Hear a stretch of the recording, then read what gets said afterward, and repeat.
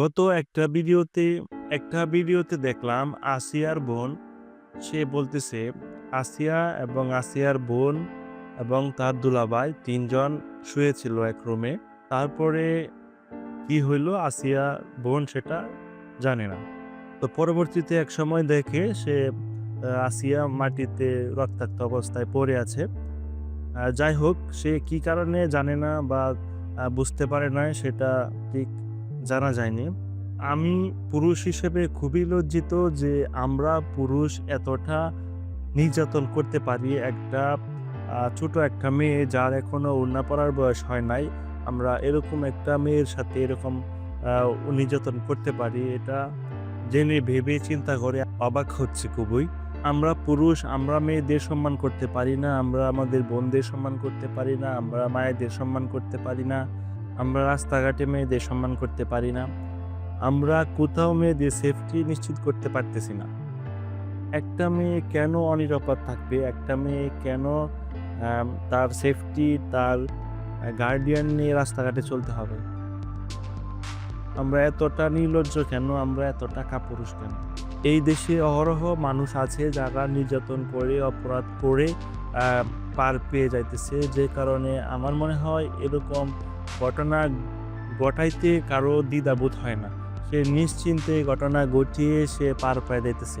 কারণ এটা দেশে হচ্ছে, কোনো শাস্তি হচ্ছে না, কোনোরকম দৃষ্টান্তমূলক শাস্তি হচ্ছে না যেটা মানুষ দেখতে পাচ্ছে না। আমার মনে হয় এখন থেকে যদি ধর্ষণের জন্য ইসলামিক নিয়ম ব্যবস্থা বা শাসন ব্যবস্থা চালু করা হয় যে প্রকাশ্যে সবার সামনে পাথর নিক্ষেপ করে মৃত্যু দেওয়া হবে। যতক্ষণ পর্যন্ত না মৃত্যুবরণ করবে ততক্ষণ পর্যন্ত পাথর নিক্ষেপ করা হবে। তাহলে আমার মনে হয় যে এই ধর্ষণটা এই দেশে বন্ধ হয়ে যাবে।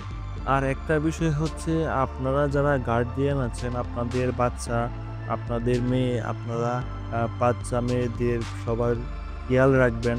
কারণ হচ্ছে, যেহেতু এই ধরনের ঘটনা ঘটতেছে, আপনারা কেউ হয়তো নিশ্চিত না যে কখন কোথায় শিকার হয়ে যান। সেইজন্য অবশ্যই আপনাদেরকে সতর্ক থাকা উচিত, সতর্ক থাকতে হবে। এখন আসিয়া দর্শনে সারা দেশে মানববন্ধন হচ্ছে। প্রত্যেক জেলায়, জেলায়, থানায়, থানায় মানববন্ধন হচ্ছে।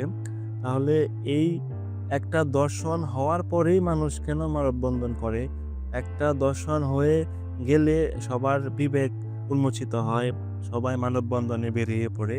কিন্তু একটা দর্শন শুরু হওয়ার আগে বা এরকম স্টেপ নেওয়ার আগে দেশের আইন ব্যবস্থা ঠিক করা উচিত, যাতে একটা লোক দেশের আইনের কথা চিন্তা করে সে ভয় পায়, সে এ ধরনের সাহস না করে। আমরা আর একটি দর্শনও এদেশে হতে চাই না বা দেখতে চাই না। এখনো সময় আছে, দেশের আইন ব্যবস্থা কঠোর করুন। যারা দর্শন করতেছে তাদের বিরুদ্ধে অ্যাকশন নিন, তাদেরকে প্রতিহত করুন এবং দৃষ্টান্তমূলক শাস্তি দিন, যাতে করে দ্বিতীয়বার কোনো কিছু করতে তারা ভাবে। একটি মেয়ে তার বোনের সাথে শুয়ে আছে এবং এক আ এবং সে তার পাশে দুলাভাই স্বরূপ বা বড় ভাই স্বরূপ শুয়ে আছে। সে কিভাবে পারে একটা মেয়ের উপর এরকম একটা নির্যাতন করতে? তার কি কোনো বিবেক বুদ্ধি নেই বা তার কি কোনো বিবেক বুদ্ধি ছিল না? তার ঘরে তার বউ থাকা অবস্থায় সেই বউয়ের ছোট বোনের সাথে সে নির্যাতনটা চালিয়েছে। তো পুরুষ হিসেবে এটাই বলতে চাচ্ছি যে পুরুষ হিসেবে আমি খুব লজ্জিত যে সে কিভাবে এতটা অমানবিক হতে পারে? সে কিভাবে এতটা জুলুম নির্যাতন করতে পারে একটা বাচ্চা মেয়ের সাথে? একটা মেয়ে সে তার বোনের সাথে সে তার বোনের বাসায় নিরাপদ না। একটা মেয়ে তার বা একটা মেয়ে যদি বাহিরে যায় সে রাস্তাঘাটে নিরাপদ না, হাট বাজারে নিরাপদ না। একটা মেয়ে কোথাও স্বাধীনভাবে যেতে পারতেছে না বা মানুষের সাথে গার্ডিয়ানের সাথে থেকেও নিরাপদ না। সেদিন শুনলাম একটা মেয়েকে তার বন্ধুকে বেঁধে রেখে একটা মেয়েকে ধর্ষণ করা হয়েছে। একটা উম পুল একটা এই একজন মানুষ তার বউকে নিয়ে যাচ্ছে, তার বউকে সন্দেহ করে তার বউকে নির্যাতন করা হয়েছে। মানে মানুষ কি বিবেক বুদ্ধি সব হারিয়ে ফেলেছে?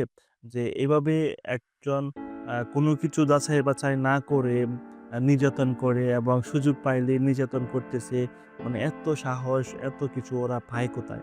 তো আমার মনে হয় এখনই সময় এসেছে, এখনই ওদের বিরুদ্ধে অ্যাকশন নেওয়া উচিত।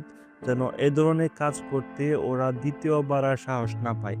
আমার মনে হয় যারা যেসব এলাকায় এসব ঘটনা ঘটতেছে, এলাকার মানুষ একত্রিত হয়ে ওদের বিরুদ্ধে অ্যাকশন নেওয়া উচিত এবং অথবা দেশের আইন ব্যবস্থা কঠোর হওয়া উচিত। ইসলামিক শাসন ব্যবস্থা যদি চালু করা যায়, তাহলে আমার মনে হয় আর একটি শিশুও নির্যাতন হবে না, একটি ধর্ষণও এদেশে আর হবে না।